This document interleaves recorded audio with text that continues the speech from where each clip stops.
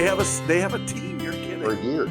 Oh, I see. It doesn't surprise me because they're in that. But I've got their slip-on exhaust on my Harley. They're big time. Yeah. Are they? Well, cool. Oh yeah. Well, I don't mind telling you, they were my favorite. It's a big thing on Harleys. You got to have the loud pipes and all of that, and they are. They just, and they get better with age too. Kind of like Nick. Mm-hmm. Oh, that's it. Yeah, we're missing some good shit. You need to start recording. I started recording a while ago. I cannot replicate this. That's funny. I did miss the name that you guys brought up though. What was the name that you were talking about, Terry? Vance Hines. Vance and Hines, yeah. It's on his. It's on Vance, his. Yep. There's an ampersand. Yeah. So Vance and Hines. Hines is the big guy. The whole family raced for years motorcycles. Oh. And they've been Harley people for years on motorcycles. So yeah, it's kind of cool. Very it's cool. Kind of cool. Little things you learn along the way. I mean, I'm such a race freak, so it's just like. So let's start with that, Terry. Let's because before you start, we do have to let our listeners know if you haven't been able to tell already, we have another guest with us today. What? I know, Mr. Terry Drilich. We have been talking about having you on the podcast for a while, and I'm not going to lie, you beg us every single time I talk to you. So I thought, what the hell? Might as well have you on the program. We have be on the program. We have our Terry topics we've been waiting to tackle, like alliteration. Right? I know. So tell the listeners a little bit about. And particularly since we started talking about it, your history in racing and how much you've been involved. I've been since a kid. So I've always been a car freak, and from the age 14 up, I've always been into cars. And drag racing was my initial love. Still my major love. I love watching it. Would like to do it once in a while, but it's just a cost factor now. And then I actually did it a little bit more frequently until I was about 21 years old, where we actually performed and actually went to drag strips and raced for money and trophy, which was a lot of fun. And then nothing until, 84.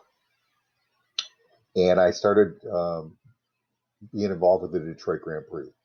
And at that point, a friend of my wife said, I'm into something Terry would be interested in, and the rest is history. I've been doing it ever since. Did you not know what he was referring to? Did you think like he was No, I knew it had something to do with I thought maybe you thought he was opening gentlemen's clubs or something like that. I was going to say, John is into drag, just not and strips, but not drag strips. Well, you have to do it quickly, so that's like drag racing. That's right. So, I'm sorry, continue, Terry. It's okay. So and again, also this is boring, but the bottom line is I started doing track work. In other words, where we would build the track downtown Detroit, all the tire barriers, safety barriers, everything was involved with us, and we were part of that group. And right up until they left downtown, and that was Formula One, and then we had 3 years of IndyCar, or Champ Car at that time was called. And we moved over to the island, Belle Isle, and we did that for a bunch of years. And still doing that. In 07, Penske, I think it was 07, Penske bought the race and brought it back. It had been gone for 6 years, and the same people came back to work the race again. Awesome. It's amazing. It's the same core people.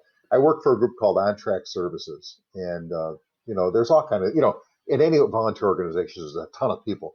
There's ticket takers and transportation and all those people are all volunteers. Literally could not. There's 1,100 of us. Wow. Yeah. That's incredible. Mm-hmm. So you talk Detroit, and I'm familiar with Detroit, of course, and so on. We actually lived in the burbs for a while.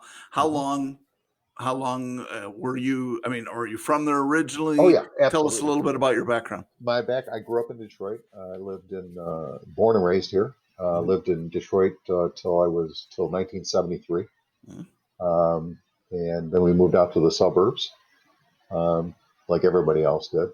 And but it's been I went to Detroit public schools. I just loved it, and I still do. I love the city. So what do the city is really working hard to to kind of reinvent Sure, itself, sure. especially from a retail and restaurant perspective Hmm. and so on. Every time I've been there, Hmm. how's it going? I mean, how is Detroit Fabulous. doing?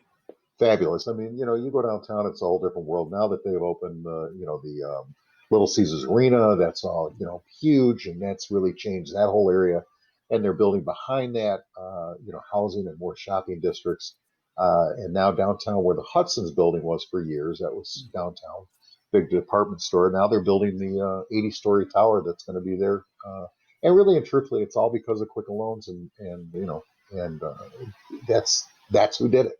Wow. Dan did it, and the other thing I forgot to put in there also was I was involved with the Thanksgiving Day Parade for about 20 years. Oh, wow. Wow. Yeah, Very cool. so You've yeah, never told me that one. yeah, interesting little job. There were 6 of us or 8 of us. I can't remember what it was. We were called super marshals, and all we did was show up on the day of the parade and make sure that everybody got to TV on time. Wow. Nice. So literally, I would throw people off the parade route. Yeah, it was a lot of fun. Did you didn't have to like blow up the floats or anything, did you? No, Part of actually, it? no. No. I threw a couple drunk participants off of the parade route. Who thought they were floats? I thought they were floats. Definitely full of hot air. Yeah, sir, why are you dressed like Garfield? Yeah, cutest story ever. Three Little Pigs was one of the floats, and they said the girl in one of the Three Little Pig houses was feeling ill. So I get off my golf cart and I go over to help her. And as I'm moving the house, a bottle of booze falls out of the house. Yes, that's why she was ill. Oh, no. Self-inflicted illness. So I literally said, "Get off my roof." It's this. I used to, when I first started in my career, I actually did event production and event management and things like that. And a similar story, I wasn't working directly on the parade, but my group was. And I had some really good friends that were newscasters. And it turns out that there was one newscaster that was asked once to do the parade because he had to replace someone else and only refused to do it unless he could have shots before he went on camera. Oh, really? Because he didn't mind being in the studio, but he hated being in front of people. So they gave him a couple of shots, and he did so well that he's been doing it ever since. Oh, jeez. The parade ever since. But with one caveat, he's got to have shots before he goes live. My funniest bit was I used to like to we had a meeting Tuesday before the parade. Obviously, the parade's on Thursday, Thanksgiving Day. We'd have our final meeting, and every year I would go up and sit in Santa's sleigh just because I wanted to. It was like there's no place you could go. And I decided I have to do this. So I did it every year. Nice. Yeah. Nice. So, John likes to sit on Santa's lap. Yes, I bet he does. Oh. That's when that started, He used to say, "Hey." Not anymore. That's funny. But yeah, so I love the racing. And now what I do for the race is kind of interesting. About 5 years ago, I got asked to move to race control and do the voice of the race in the non-hot situations. So there's myself and a counterpart, and we work the entire weekend from race control, which is kind of fun and interesting, and it's really like watching the whole production. It's different. Very cool. It's different. So yeah, I don't know what race control is. Can you explain that a little bit? Absolutely. Think of a TV show. Okay. I can think of a lot of them. Yeah, think of a lot of TV shows. They all have a director and they have a production booth. Race control is that. Okay. So everybody that's the chief stewards for the race and all that stuff, they're all in there. And it's an orchestrated thing, and there is a director, and he calls the shots. And we all sit around a table, and as things are needed, when they go yellow, for caution, as things are needed, then we start filling that role as things are needed. So in other words, if we crash into tire barriers, I'm releasing my trucks to go, so it's kind of cool watching it. And it's all on screens in front of you. There's like 18 screens in front of you watching everything. So, and there's 2 different race bodies. There's IndyCar, which is one, and the other is IMSA, which is the all of your Porsches and your, all, exotic cars and your Acuras and all those cars are in that one. Very So cool. that's what goes to 24 hours of Le Mans. So, well, speaking of, I was just going to ask a question that had to do with that. Have you seen Ford versus Ferrari? And if so, what are your thoughts? I have, and I love the movie because I'm a huge Carroll Shelby fan. Mm-hmm. But the movie has one flaw. What's that? Enzo Ferrari was not at the race that day. Oh, really? Nope. I read this. I read this article about it. He was not at the race that day, so it didn't matter. He was not at the race. Everything I've read that's exactly what it is. And a big plot point, spoiler alert, anyone that hasn't seen it, you might want to at least mute it or fast forward a few seconds. But the interesting thing was that there was a massive section of that movie that was all about him being there. Mm-hmm. And they really played it up because part of the joke was Henry Ford II flew away in his helicopter to go have dinner, and they made fun of him for it. Yeah. Yeah. And I'm sure that really happened. I don't know. Nobody does. I mean, the only person that really knows is Etzel, because Etzel was there. Etzel Ford was there. And the grandson. And the great-grandson. Can't remember how that works. Anyways. It'd be probably the great-grandson. I think he's the great-grandson of Henry Ford. So, yeah, he was there. And he lives in this area still up here. So, but yeah, I love that movie. It was a really good, and I thought, and obviously I don't know much about Carroll Shelby besides the cars, but I thought Matt Damon, from what I did read up on, did a very good job portraying him. Oh, absolutely. I mean, even Christian Bale playing Ken Miles. I mean, he was phenomenal. Yeah, and the racing was real good. It's really hard to get racing movies that close and realistic, because you're either on top of the car or you're on the side of the car, but they were in the car, and it really made a difference in the way the photography was. The only other movie I can think of ever about, and it's an older flick, and I don't know if you two guys have seen it, is Grand Prix, the original movie Grand Prix, which was a phenomenal movie. And with James Garner, I believe, is the star of that. And, was that also in car shots? Yeah, a lot of in-car shots. Yeah. Interesting. They made a movie a couple of years ago, Rush. Yeah, I saw Rush. Yeah, and I'm, again, huge fan. Niki Lauda was one of my favorite drivers. Crazy story about Niki. I have an unbelievable video of him. I don't know if I've ever told you this, but down in Detroit when they were here, I had a camcorder. The early days of camcorders, I had a camcorder, and I was sitting in my section where I had to be, and it was across from some Porta-Johns. And I've got this video of Niki Lauda coming out of the Porta-Johns, zipping up his driver's suit. Oh no! I'm sure he's gone now. I'm surprised they didn't ask you to use that for the movie. No, really, that'd be funny. But yeah, Niki Lauda was interesting. All those guys were Formula One drivers were some of my favorites. I mean, watching them.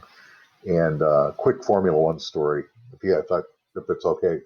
Please. I got a quick. Absolutely. Hey, we got to fill the podcast with something. Might as well make it interesting, right? So I think it was 96, or I'm sorry, 86, 87, 86. And Ayrton Senna had won the race, and it was hotter than blazes outside. I mean, smoking hot. It had to be 90 plus degrees outside. So that meant in car was about 130, right? And my job at that point was I had what they called the victory van. And the victory van would go to the victory ceremonies, load the guys up onto the van, the three winners, the first, second, and third place drivers, and drive them to the media center. And so I'm in there, and my co-pilot is some broadcaster from Canada. I have no idea who this guy is. I don't know. And Ayrton Senna gets in there, and he takes 2 bottles of Gatorade and pours it on his feet. You could actually see the contrail coming off of him. And he's got we had towels and water. And Alain Prost, who was second, is in the back. We don't know what happened to the third place guy. Could not find him. So Ayrton Senna was anxious and just going crazy and wanted to get off the bus. And the guy told me, he says, you can't let him off the bus. He in this broken English. He said, you can't let him off the bus. And I finally went, really? I turned around and I said, shut the F up, sit down, we're going. And I don't know what happened to third place guy. I just threw it in drive and right to the media center. Well, the third place guy probably just figured, you finished third. Sorry, you're going to have to take a cab. Yeah. But here I was, probably the only person that told Ayrton Senna to shut up. That's awesome. That's excellent. So, Love that. You had told a little bit too about with drag racing, and I know I asked you, a year or two ago about John Force and his daughter. It's his daughter now. Both his daughters, actually. Both of them. One's retired. One's retired. And just a cool family.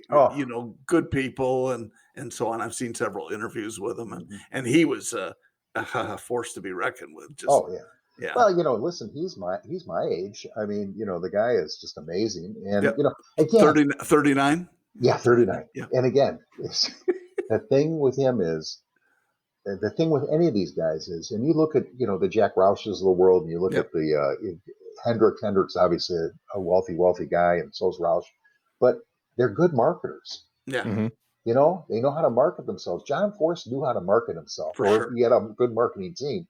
Because you have to take sponsors, and sponsors what makes everything go. Well, that's because it's so darn expensive, right? Right. You look at Formula. You look at F1, Formula One racing. Ferrari's budget is $500 million. That's ridiculous. I mean, incredible. And now they want to limit that. There's a whole thing going on with that. Sure. But wow. But yeah, I mean, even for NASCAR, I mean, I think an average team is about 27 million for the year. So maybe the three of us could put one together. Get a tire. Yeah. Now you're talking. Yeah, get a ticket. Now you know what's going into the PoddiMouths store next. That's right. Yeah. A tire with PoddiMouths on it. I think that's great. Tire, yes. Yeah. It's going to take the place of those Hoosier slicks. Speaking of, Terry, put it on. There you go. Look at this. John? Yes. It's the potty mask. The potty mask. I love it. I love it. Are you going to wear it when you go visit? Yeah, are you? Nice. Yeah. That's I'll do it whenever. nice. I got one coming. And Nice. I got this one. And I just, I'll switch it up. That's awesome. I'm sort of just waiting to see what happens to other people. Right. For those of you who can't actually see our video, which is everyone, Terry got one of the PoddiMouths face masks. And I don't know how, John, speaking of, I texted you yesterday to see if you got your stuff. Did you get your email today about them shipping your t-shirts? I actually got my t-shirts today. Oh, did you really? Yeah. I'm the last person to get my own stuff from my own store, and I haven't gotten my stuff But I haven't yet. gotten anything from the other store, the company. Oh, store. yeah. None of my stuff. I haven't either. No, I'm the same. I got mine. Yeah. I got my bottle and I got my sweatshirt. You're muy importante. I know. This is my third one of these today. 32 ounces. Is that for vodka? you. Vodka Yes. tonic? Yes. Yeah. Uh-huh. Yeah, that's what I Why do you think I've been so quiet? If I open the second one, I talk a lot more. I just heard the straw sucking sound.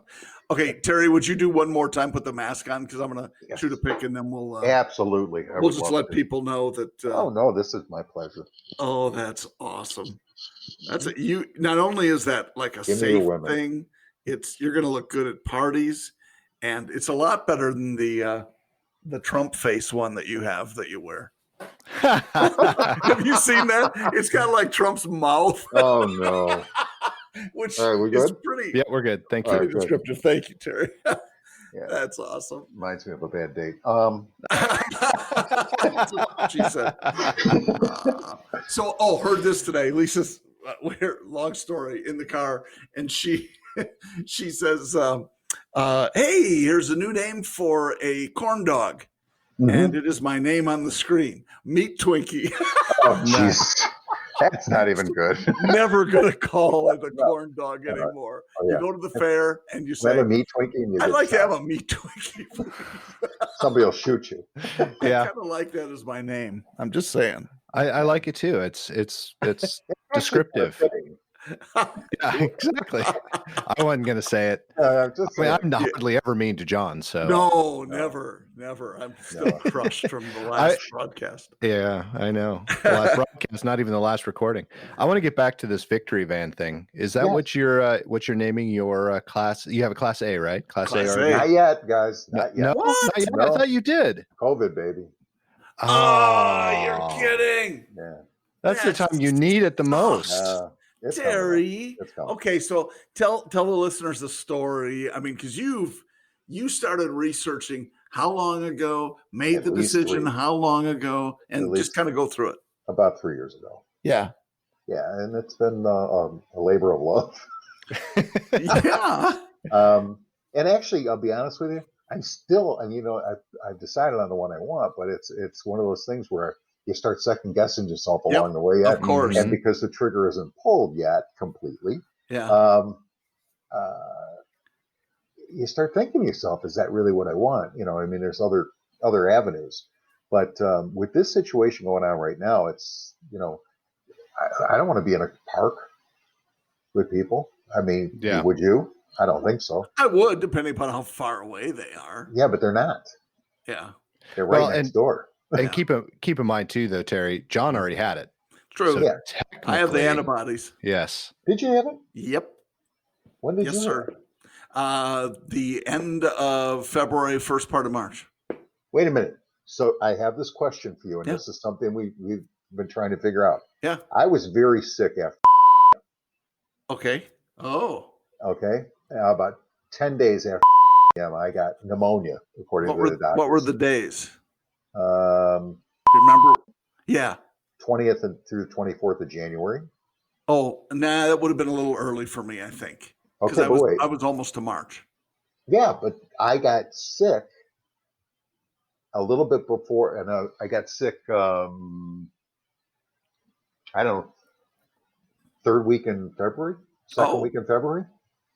Well, maybe you should have the antibody. I think I would love to, but there's just no time now. I'm just kidding. There's nothing but time. You can do it at home. Yeah, really. There's a whole new business there, right? Oh my gosh! Absolutely. So, but that was it. I was sick, and in fact, I had a business trip, unfortunately, and so I have no idea when it all transpired and how long the incubation time was. You see, that's the thing with me is I don't know how long the incubation was, but I was very, very sick.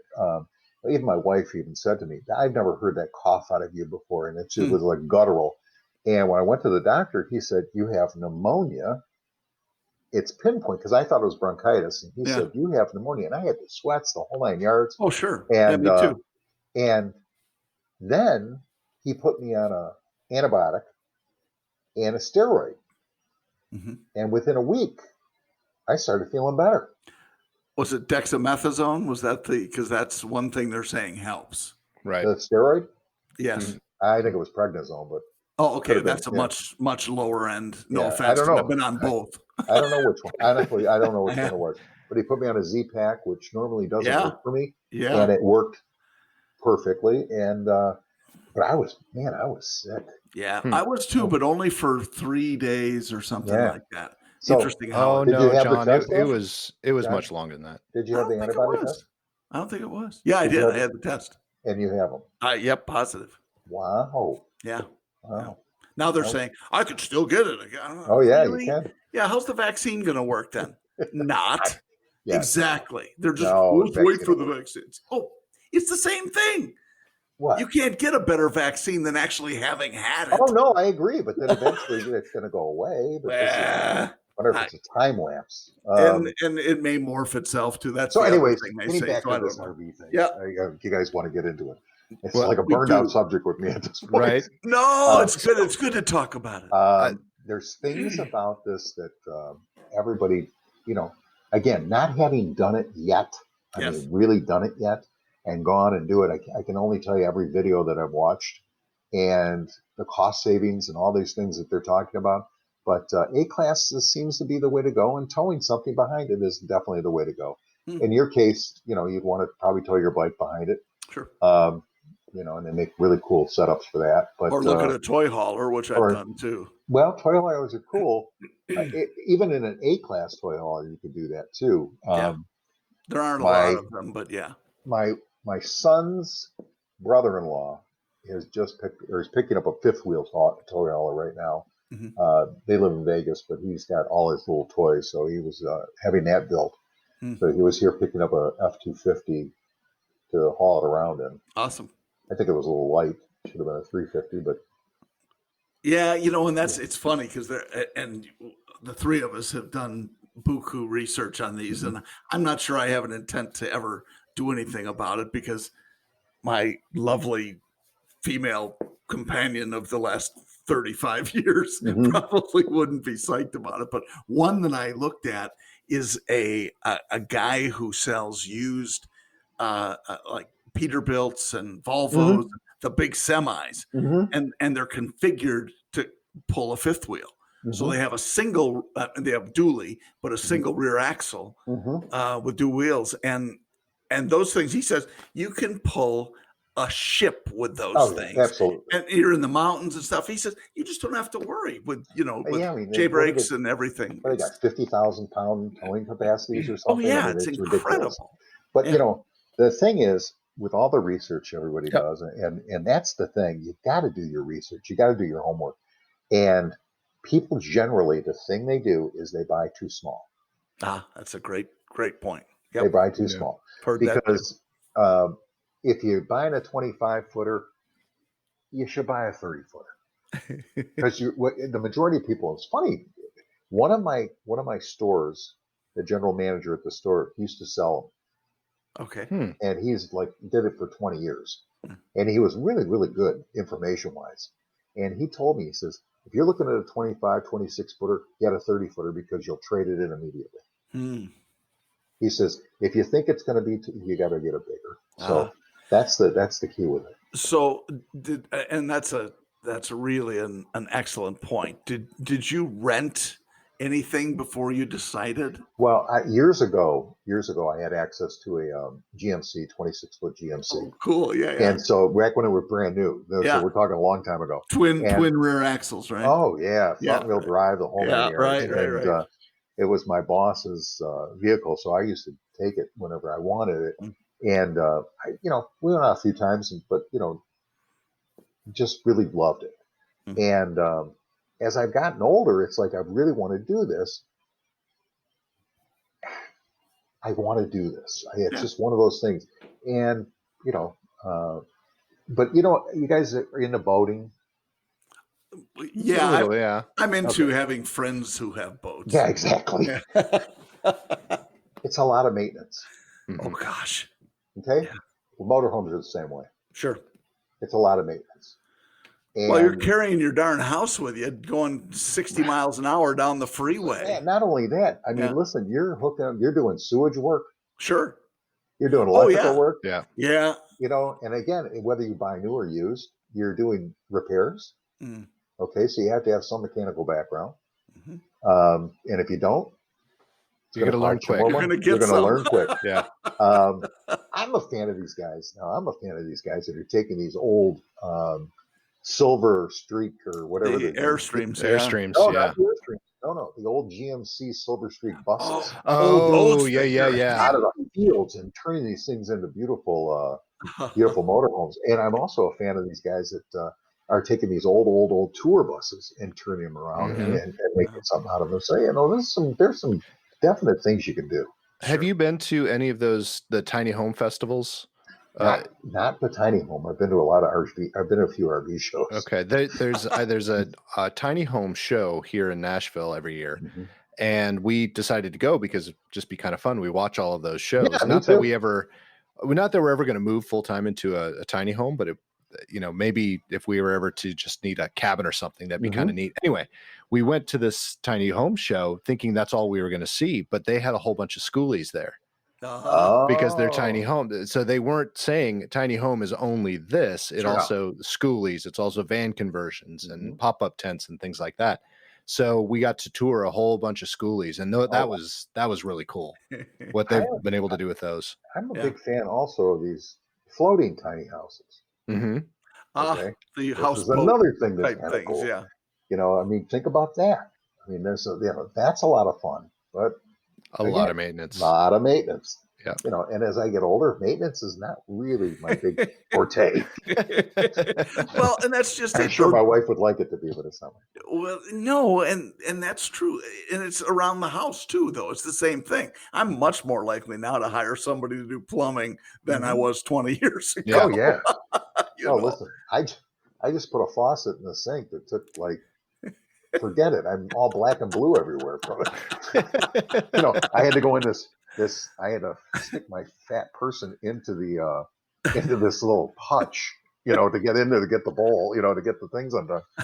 Forget it.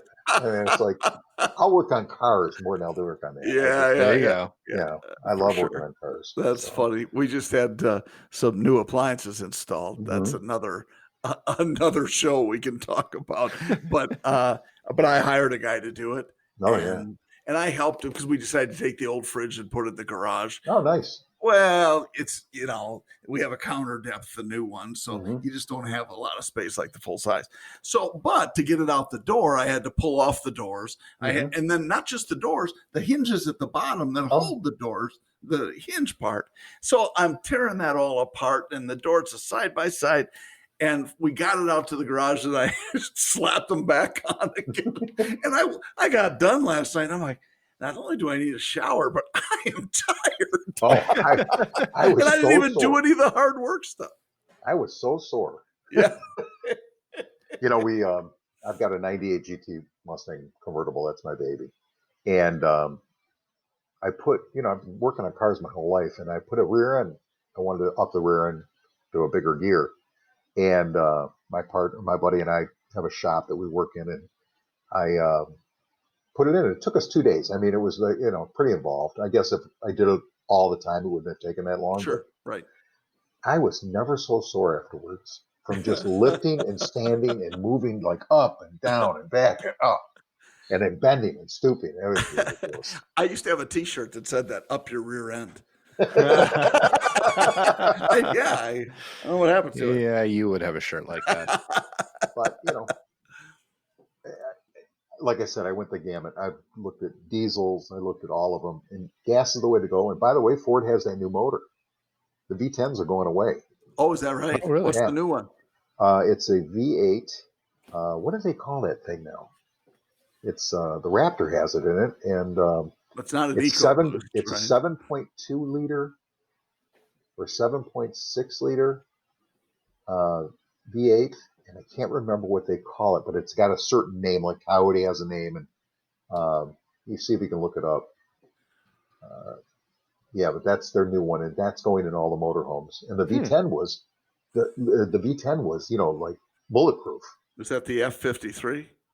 What's that? The V10? Yeah, no, the V8. No. Ford introduces new F53 V8 engine. Yeah, maybe that's it. For the RV. Yeah, that's 7.3 liter V8. Yep. Hold on. This is not the world's greatest truck drag race, but it's cool. It looks like they have it in a service vehicle that they're using it. I'm trying to see the name, but I don't. Oh, Godzilla. Godzilla. That's the name of it. That's it. Yeah. So you got the Coyote, and you got another name for the 5.2, and then you got the Godzilla motor. But you know what? I mean, it's a huge difference. I mean, fuel economy. Forget fuel economy. It's always going to be terrible. If you're buying a motorhome for fuel economy, you're going to be disappointed. Nick's really bored. No. Oh, it's just been a long day. This is the longest he's ever gone without yawning in one of the PoddiMouths podcasts. That's very true. That is very true. Seriously, the thing is that fuel mileage is not a key here. Okay. No. You're going to get anywhere from 6 to 12, and that's it. And get used to it. You just better have a big tank and and a deep credit card so you can keep filling it up. But key is water. Key is water also. That's another factor. How much do they carry? How much black tank? How much gray tank? All those things are factors. If you've got let's just pick a number, a 40-gallon freshwater tank. That thing adds some weight, and so you're not only does your handling change, but it changes the fuel economy, of course. Well, and take this into consideration. Like I was looking at those Sprinter. class ones. Yeah, right, the right. C class. Well, they only hold anywhere from gross cargo weight is only 800 to 1,100 pounds. Oh gosh. So that Yeah, kind it's of takes nothing. care So of your one time in tanks. there, we're screwed. Yeah. Yeah. Don't go to the bathroom. Stop at the Literally, McDonald's. I mean, if people in there and the water, if you're carrying water with you and not filling up when you get there, Yeah. now all of a sudden you're talking about that's 400 or 500 pounds. Right. So it changes what you want to do. Well, you can travel with a pair of socks and flip flops. That's about it, right? So then you get into a C class. Some of them hold up to 2,500 cargo, and then in A class the same way, depending on the chassis. It's all the chassis. Sure. It all depends on the chassis. But do you envision yourself, Terry, as somebody who's going to do a lot of boondocking where you don't? Just going to ask that same question. Yeah, well, I think it's interesting, let me check. especially with a Class A or whatever. No way. Actually, I think it would be kind of cool because there's a lot of this. What do they call that? The government land. Oh yeah, a BLM land or something. BLM, like BLM. Yeah. No, that's Bureau of Land Management is what that stands for. But yeah, I think it's called BLM. Wow. Anyways, I know I had to go there. No thanks. Anyways, yeah, I would like to try that once, but on a regular basis. Once. No, and I watch. Yeah. I watch these people with videos that are really. Oh gosh, I know. Are you going to have a solar setup and all of that? Yeah, that's already okay. good. Yeah, and immediately going to lithium. Oh, good. Okay. Yeah, I think that sounds like the hot tip. They're $1,000 a piece. Yeah, that's but not cheap. It's worth it if you're going to do it. I mean, otherwise, the lead acid batteries or wherever your storage is. Well, you've got two choices: lead acid, and then you go to AGM. Most of the cars today have AGM batteries on them. Right. I don't know if you're aware of that, but you can lay those flat. AGM batteries you can lay flat, and as well as lithium, you can lay those flat, so they're not going to be hurting anything. But yeah, solar's a way to go. I mean, if you do it right, you don't need a generator. Right. So are you going to have a generator or no? Oh yeah, it comes with it. If you do it right, you don't need a generator. Oh, I'm going to have one. I'm not an idiot. If you read up on a lot of these parks, they don't allow you to run your generators at night. Oh, right. And if you're not plugged in, if they don't have access to electricity, Yep. Full hookup, you can't run them at night. So you've got to be very careful. And again, when it's not lithium, you're only working off the top 50% of the battery anyways. So you're messed up. And for most battery arrays, you really don't have the power to run air conditioning. Right. So you can. I mean, you can. You just got to get them started up. No. I've seen a hookup for it. Oh, I've seen it done. Yeah, you can actually do it. It's a crazy hookup, though. Oh yeah, not inexpensive. No, and you got to have a lot of batteries. Oh my gosh, yeah. Anyway, what is inexpensive when it comes to stuff like this? Nothing. Yeah. Everything's expensive. And it doesn't matter what hobby you have, whether it's a sailboat or a powerboat, or it's an RV or it's an airplane. Mm-hmm. It just because it's not the norm, I guess. It's expensive. Oh yeah, and it was the thing I wanted to do most was fly, and never did that. So it was that's one of those regret things. That's Nick's new thing, so he doesn't have that regret. Is yeah. Did I? Well, you haven't heard the episode I announced it on because it hasn't aired yet, but I just started ground school. Oh, did you? Good for you. Yeah, because I'm in the same way. I wanted to fly since I was my daughter's age or younger. And I had several opportunities to do it, and I just never did it. And I kicked myself for not doing it. So during this pandemic, I just said, screw it. I'm not going to do the flight lessons yet, but I'm at least going to get my ground school and my written test out of the way. Mm-hmm. I'd be more likely to do it if they wouldn't call it ground school, because I already know how to be on the ground. I want air school. No, it teaches you how to get back on the ground. Yeah. Once you're up there. Exactly. I guess that's a good thing to know. I was fortunate enough when I was in the mid 70s, early 80s. I was fortunate enough to meet a guy. His name was Jack Levine, and he was a doctor, a podiatrist here in Michigan, and he was an ex-Navy fighter pilot. And he owned a P-51 Mustang. Oh, cool. My gosh! And wow. in fact, if I can, let me see if I can get this for us. I got a picture of it. I don't know if it'll show up on here. Maybe not. Hold on, let me just see. Is there a way to share these with you? Yeah, take your camera and flip it Yeah. around. Yeah. Okay, that's not going to happen. Anyways, you can send us the link and we can look at it. Yeah, I'll do that to you guys. Anyways, let me get back to here with you. Anyways, I actually got a couple rides in that plane, and Awesome. Oh my God! Really? The jump seat in the back was where all the radios were in World War II, and they pulled all that out and put a jump seat in because radios now are this big, and they didn't need all the armament was back there and everything, for the pilot. And I never forget, he told me, he says, "Come on, we're going to go to the airport, Oakland Pontiac." He says, "We're going to go to the airport and we're going to go see the plane." I said, "Sure." He takes me out there and we get in, and the line will never.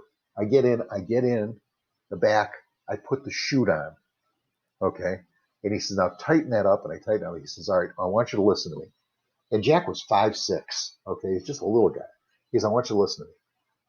If I die," he says, "I want you to push me to the side, pull the lever that's right here, this red lever, and slide it back, and the canopy will roll back and blow off, and you throw yourself at the wing and pull this cord. You'll never hit the wing." I said, "How will I know you're dead?"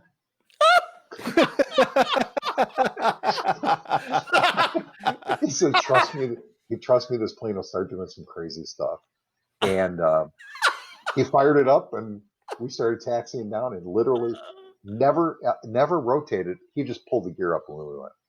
Wow. And most amazing thing, man. The guy was just, took me in. And then because of that, they had a 172 that was running around there, and Cessna 172. And so he took me up in that and started teaching me how to fly, which was kind of cool. And but he passed away. And if you're not on that flight, if you're a plane freak, he built an F9 Grumman Panther jet. No way. 53 vintage, and you can see it. And he took it in '84 before he passed away. He took it in '84 to Oshkosh and won best plane. Oh wow! And I watched them build that thing. And it's, all the documentation on it and everything worked on that plane. Rocket rails, machine gun, everything worked because it was all weight sensitive. Mm-hmm. I was there. They certified the day they certified the airplane. Grumman came out. Their chief technical certified it. And it was cool. It was neat. It was really cool. That's incredible. Once in a lifetime thing, man. For sure. I tell you what, nothing gets you going like the roar of a warbird starting up. Oh, it is. I mean, it's amazing. just the AMSR that they talk about on YouTube and stuff like that. That's my AMSR right there. Anytime a video comes up and watch this P-51 start up, watch this P-40 start up. Oh yeah. It's turn so funny. that shit up. Oh, it's so funny because I'll never forget. We went to City Airport, Detroit City, which is all private stuff now, but we were out there to do an air show, and I got in the airplane with him, and we were going to do some shoot 'em ups against a B-25. Basically, what we were going to do, a flyby, shoot 'em up, whatever it was. And we took off, and the radiator doors did not open on the Mustang. In the bottom, they have the scoop underneath that's radiator doors, and it didn't open. And I remember him calling the tower and saying, "I have to land this right now." And they said, "Are you declaring an emergency?" And he said, "No, I need to get down right now." We were down, I swear to God, within a minute. Wow. And it was all by the numbers. Everything was by the numbers. So when he passed away, he was in an accident, the whole 9 yards. But and you can look it up on the web, on the aviation thing, on the whatever it is, NTSB. I think he was just trying to land the airplane. Wow. When it actually did a barrel roll and got wires, and that was it. Jeez. But yeah, that was the end of the 51. And then they sold the Panther, and a guy named Art Wall, I think is the guy who bought it. It's on display at Kalamazoo Air Zoo. Huh. Okay. Yeah, it's out there on display, but it flew for years. Wow. It flew for years. A lot of fun stuff. So yeah, I'm a plane freak. I love planes. That's awesome. Well, we're going to have to get into a longer conversation about that because you've probably heard us talk about all the airplanes on the podcast, the V-tails and stuff like that. And something interesting that I don't think I've shared before, but the Beechcraft, not Hall of Fame, the Beechcraft Museum is actually here in Tennessee. It's in Oh, no kidding. Tullahoma. Yeah. I did not know There's that. a full-on Beechcraft museum.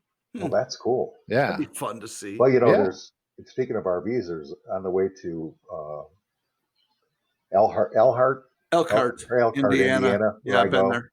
Yeah, The RV Hall of Fame. The RV Hall of Been Fame there. is on the way on I-80 there. Been there. That's awesome. Oh, I drive by and go, I'm not going in there. But all the manufacturers are right along that route. Yeah. Yeah, that's On right I-80, on Highway everything. 30. And I used to drive that to Fort Wayne Yeah. twice a month, maybe 3 times a month. And from Chicago to Fort Wayne, it's the most boring drive on the planet. I know. I've done it. But you could, see all the plants. Elkhart's kind of the center of the. Yeah, right. If there is such a thing, yes.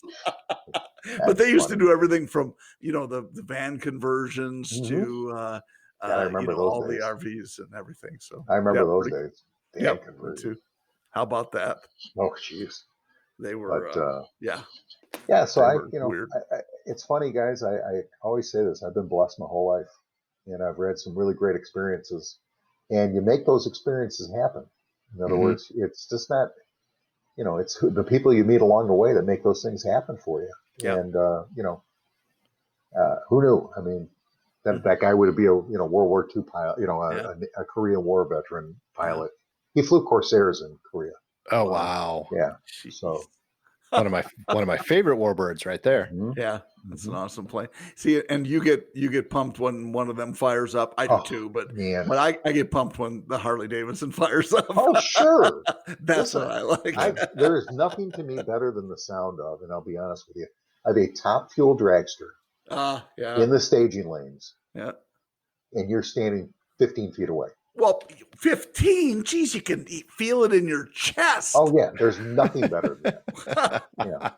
But I was, like when they first fired up the Panther for the first time, I was right there, standing there. Jeez. And and you heard that spool up, and all of a sudden it just ignites. Oh, and my gosh. Craziest thing you ever seen.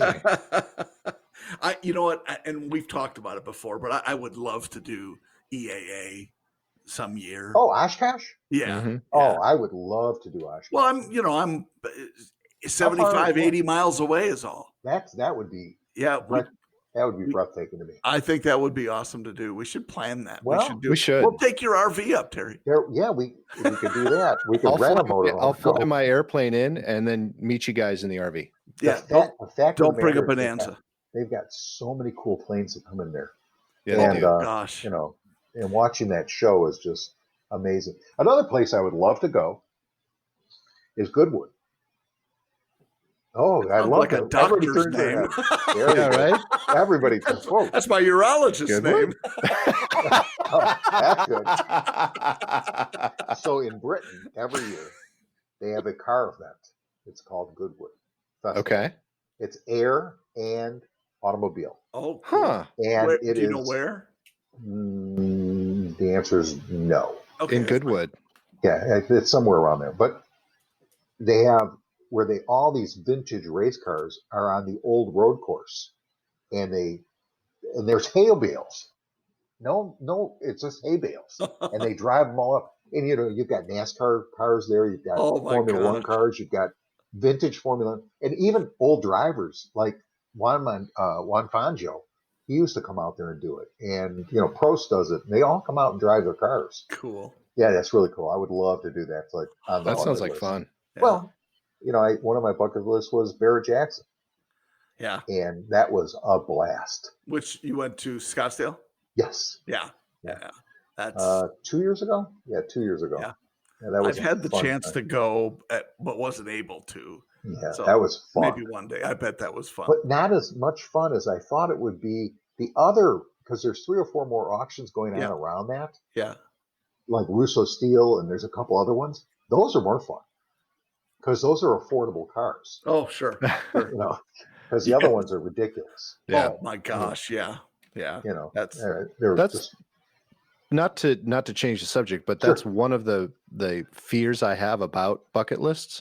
Mm-hmm. Is you have so much excitement for the item that you have on the bucket list, and then when you have the opportunity to actually experience it, it doesn't live up to the hype. That's the worst part of having a bucket list. Well, I haven't experienced that yet. I've been really happy that anything that I've marked off my bucket list has been awesome, but still that fear. Yeah, I didn't have that fear. I was at the Bear Jackson, and I spent a lot of time at the Jack Daniels tent. Definitely one way to get rid of fear. The fear was gone. I found a new love there. It was called Gentleman Jack. It's all with ginger ale. Oh, okay. All right. Very, very good. And we started dating.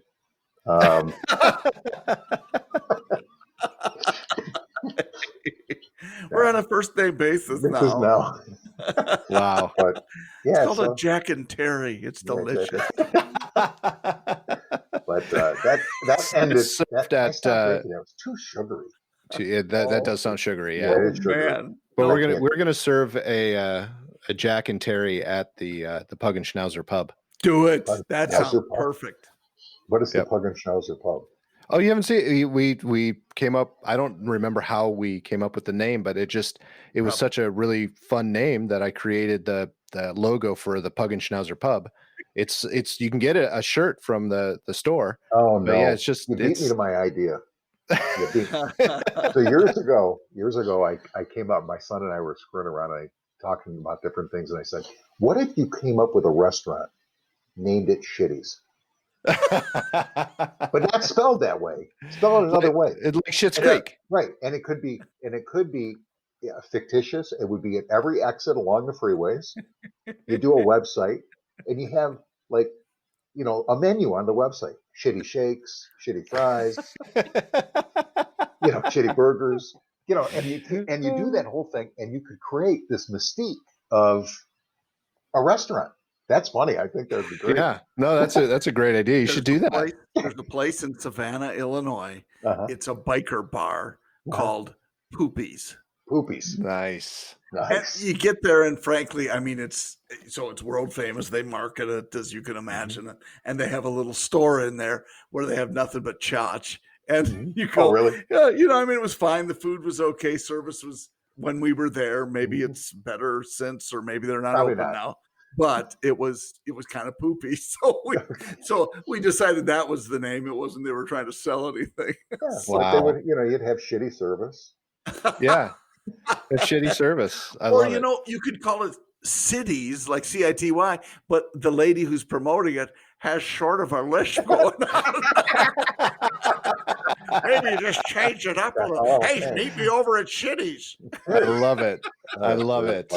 It's in Kansas City, Missouri. So next time you guys are here, we need to go to Nudies. What is that? Nudies. There's a honky tonk here. It's famous. It's been around for many, many years. On Broadway? Yeah, it's Broadway or just off Broadway. I don't remember, but it's called Nudies. It kind of sounds familiar, but I don't think there's a big sign on the road. The side of the road says Nudies, but yeah, it is an actual honky tonk, and I guess it's been around for a long time. Well, you and I have been up and down Broadway. I'd be surprised if we didn't see it. I've lived here for 13 years, and I worked on Broadway, and I still see things on Broadway I've never seen before. Oh, I'm sure. Follow them on Instagram. It's all Disney World for adults. Yeah, it really is. It's Disney World for adults, absolutely. Oh, it sure is. Yeah, no doubt. Well, gentlemen, I'm going to run. Yeah. No, okay? No, we're running too. What's that? I said, no, we're running too. Actually, I have to go eat dinner. Yeah, me too. Not really, you're on Eastern time. We're on Central, so we eat dinner in about 15 minutes. Yeah. Yeah. I ran out and got steaks for tonight. Oh, nice. Throw them in the grill. Okay, now you're making me hungry. Yeah. Thanks a lot, Terry. Terry, what kind of steak? Actually, New York strips. New York strips, very nice. Yeah, very nice. They're about this big. Did you go to the Shitty to get them? No. Actually, pretty much it's a little party store by us that has a meat counter. Oh, no kidding. Yeah, and I don't have to go into a big store. Yeah, I'm happy. Did you wear your PoddiMouths mask? Yes, I know. I wore my N95 mask on that one. Oh, okay. Yeah. Nice. My Chinese N95 mask. So you know it's not an N95 mask. No, it's not. It's like an N92. It's an N59. And 59. There you go. Yep. That's what she said. So where could other people, Nick, get such a mask item like Terry has? Well, the easiest thing to do is head up to PoddiMouths.com where you can find a link. There it is again. He's donning the mask for this part of the podcast. You can go to PoddiMouths.com. There's a tab up there that says merch store. You can get that right there. You can also see our social media networks where you can comment and Terry, is there anywhere that people can seek you out to ask you questions, to friend you and invite you on to millions of other podcasts? LinkedIn is where I'm at. Yep, I'm at LinkedIn, and I don't do a lot of social media for myself. Okay. No need to, but you can all connect through me through these fine gentlemen here. And there you go. We are connected to you on LinkedIn. Yes, sir. So that's good.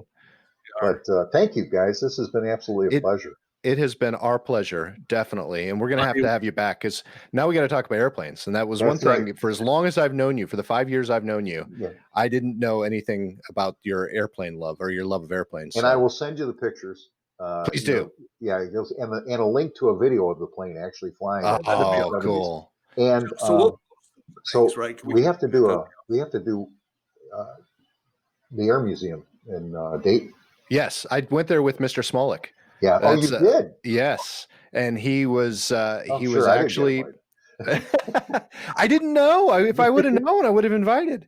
No, he was I nerded out on him and he went. Rarely ever does Matt Smolik go silent. He went silent because he was just blown away, and maybe not blown away, but that's probably the wrong word. But it definitely wasn't impressed. But bored. That was it. That's what I'm looking for. Bored with everything that I was talking about. There's two places. I love that place. I've only been once, but I haven't been in years. And the other place was Cape Canaveral, which is another one of my favorite places to go. I haven't been there since I was a teenager. Well, I'll give you a quick. We got a couple minutes. Let me give you the quick story. Cape Canaveral, I went on my honeymoon, and my wife and I went there. And at that time was right after the end of Apollo, and just before Skylab. Okay. Or right after Skylab, just before Space Shuttle. Okay. And we went in the building, and they took us into the command building, and they were taking us a tour. They don't do this anymore. They took us to, and there was a room that looked like the moon, and it had a rover in there, and it had everything in there. And I said to my wife, I said, they could have shot it from here. But that's what we even got to go in the vehicle assembly building at that time, and they don't let you do that anymore. That's really cool. And but yeah, cool, definitely cool, man. They had something similar to that in Houston, by the way. What's that? They had something similar to that in Houston. Yeah, absolutely. I remember the room with the rover and rocks and stuff like that. It was pretty cool. Matt did tell me I should bring up some of the conspiracy theories around that sort of thing with you. So I guess we're going to have to wait till the next episode. Oh yeah, please tune in. I'll be happy to do it. All right, Terry. Guys, thank you so much. Thanks, brother. Great We'll talk to you soon. Hey, everybody, have a great week. If you enjoyed this episode, share it with one of your friends. If you hated the episode, share it with one of your enemies. At least you're sharing it with somebody. John, we'll talk to you soon. Bye, Indy. I see you in the background. I see you. Take care, everybody. See ya.